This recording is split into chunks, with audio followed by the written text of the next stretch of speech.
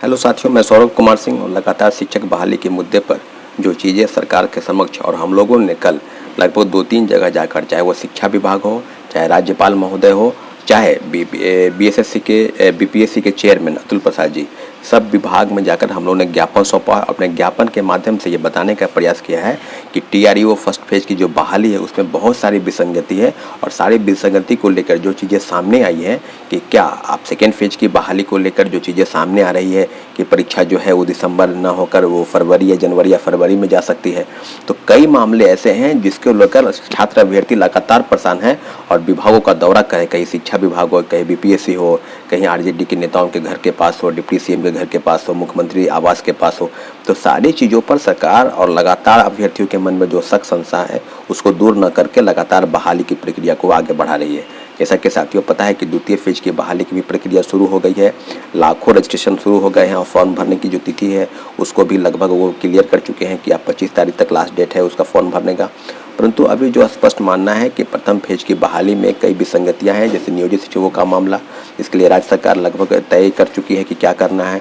दूसरे प्रमुख मांग सीटेड अपीयरिंग के वालों के मामले को लेकर आपने कहा कि जब प्रथम फेज की बहाली लाए थे तो उसमें सीटेड अपीयरिंग वालों को मौका मिला था। तो सारे अभ्यर्थी जो हैं वो बहाली कब आएगी, हो सके वो बहाली अगले साल ना होकर, और ये भी खबरें आ रही हैं कि बहाली जो है हर साल आएगी। तो हर साल कहने का मतलब जो चीज़ें हैं कि हर साल आएगी तो उनको मौका कितना मिलेगा, हो सके उनको मौका आगे ना मिले। तो सीटेड अपीयरिंग वाले का भी मौका है, उनको मौका जरूर मिलना चाहिए। और सारी मांगे हैं। और अगर बात हम करेंगे सेकेंड मेरिट लिस्ट की, तो सेकेंड मेरिट लिस्ट को लेकर लगातार अफवाहों की स्थिति है। चेयरमैन सर कह रहे हैं कि हम छठ पूजा तक उम्मीद करते हैं कि लगभग 19 या 20 तक जो है वो आ जाएगा सेकेंड मेरिट लिस्ट। तो सारी समस्याओं का जड़ अगर है तो वो शिक्षा विभाग है, जिस प्रकार से लगातार क्रेडिट लेने की होड़ और वाहवाही की तौर तरीके पर उन्होंने सरकार के तमक अपनी बातों को न रखकर, अभ्यर्थियों की बात न सुनकर लगातार शिक्षक बहाली के नाम पर जो चीज़ें सामने आई, और 1,20,000 की जगह पर 10,000 लोग ऐसे हैं जो ज्वाइन नहीं किए, हो सके उनके पास फर्जी प्रमाण पत्र हो। और सारी चीज़ों पर जो विसंगति है, छात्र अभ्यर्थियों के मन में जो सवाल है उस सवाल का जवाब न शिक्षा विभाग के पास है न बीपीएससी के पास है, और लगातार छात्र अभ्यर्थी परेशान है।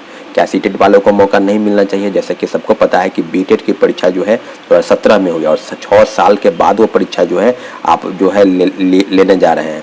तो स्पष्ट है कि सीटेट की अपीयरिंग वालों को मौका मिलना चाहिए। और सेकेंड मेरिट लिस्ट में जो उम्मीद है साथियों के वो है कि लगभग 20,000 के आसपास अगर रिजल्ट आता है तो तमाम कैटेगरी के छात्र हों, चाहे वो यूआर के छात्र हों, चाहे ओबीसी के छात्र हो, ईबीसी के छात्र हो, एससी हो, एसटी हो या महिला कैंडिडेट हो, सारे लोगों का रिजल्ट अगर 1 नंबर 2 नंबर या उसी कैटेगरी का सेम मार्क्स है तो हो सके उनका रिजल्ट आ जाए। तो सारी परीक्षार्थियों के मन में एक सवाल है कि बीपीएससी चेयरमैन जल्द से जल्द सेकेंड मेरिट लिस्ट जारी करे। और जो चीज़ें हमने हैं अपने ज्ञापन के माध्यम से राज्यपाल महोदय, बिहार शिक्षा विभाग और बीपीएससी और मुख्यमंत्री सचिवालय सबको अवगत कराया है कि छात्रों की ग्रीवांसेस बिल्कुल सही है, उनकी मांग को जल्द से जल्द सुना जाए। अगर नहीं सुनते हैं मांग को तो हम लोगों ने कहा है कि हम लोग 4 दिवसीय धरना पर जरूर बैठे थे, और उसको लेकर लगातार छात्रों अभ्यर्थी के मन में सवाल है कि दीपावली के बाद या छठ पूजा के समय में हम लोग निश्चित रूप से ये जो आंदोलन है उसको अब धरना प्रदर्शन के रूप में न होकर सड़क पर आंदोलन करने की ज़रूरत है। और उसको निश्चित रूप से सरकार अगर हमारी मांगों को पूरा नहीं करती है जल्द से जल्द तो निश्चित रूप से सड़क पर आंदोलन होगा।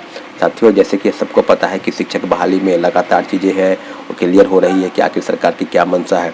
तो मंशा स्पष्ट नहीं है, और लगातार सेकेंड फेज की बहाली पर प्रक्रिया को आगे बढ़ाते हुए प्रथम फेज के समस्याओं को निवारण जल्द से जल्द न करते हुए सारी समस्याओं को उलझा कर रख दिया। इसलिए सारे मामलों को लेकर हम लोग तैयार हैं, परंतु बिहार सरकार को अपने आवेदन के माध्यम से अवगत कराया है। और जल्द ही अगर समस्याओं का समाधान नहीं होता है तो हम लोग सारे शिक्षक अभ्यर्थियों के साथ, नियोजित शिक्षकों के साथ उनकी समस्याओं को लेकर जल्द से जल्द सड़क पर आंदोलन करेंगे। धन्यवाद।